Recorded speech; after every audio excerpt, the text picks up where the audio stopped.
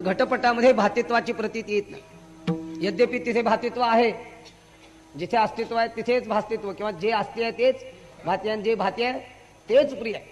असं असून सुद्धा घटामध्ये अस्तित्वाची प्रतीती यावी, अस्तित्व प्रगट व्हावं आणि भातित्व मात्र प्रगट होऊ नये अशी रचना आहे. का? त्याचं कारण घट वा इतर सर्व पदार्थ हे तमोगुणाचे कार्य असल्यामुळे, जडस्वरूप असल्यामुळे त्याच्यामध्ये भातित्वाचं प्रकटीकरण घडू नये अशी रचना आहे.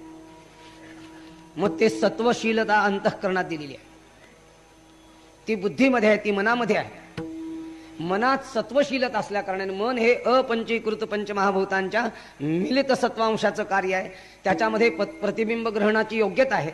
म्हणून भातित्व हे नेहमी बुद्धीत अभिव्यक्त होतं, सगळ्यांच्या बुद्धीमध्ये, पशु पक्षी ज्यांच्या ज्यांच्या असेल त्यांच्या त्यांच्या. म्हणून ज्ञानेश्वर महाराजांनी परमेश्वराच्या स्वयंप्रकाशत्वाचा, स्वसंवेद्यत्वाचा खुलासा करताना असं म्हटलेलं आहे, देवा तूची गणेशू सकलार्थ प्रकाशू. नाही, सकलार्थ मती प्रकाशू.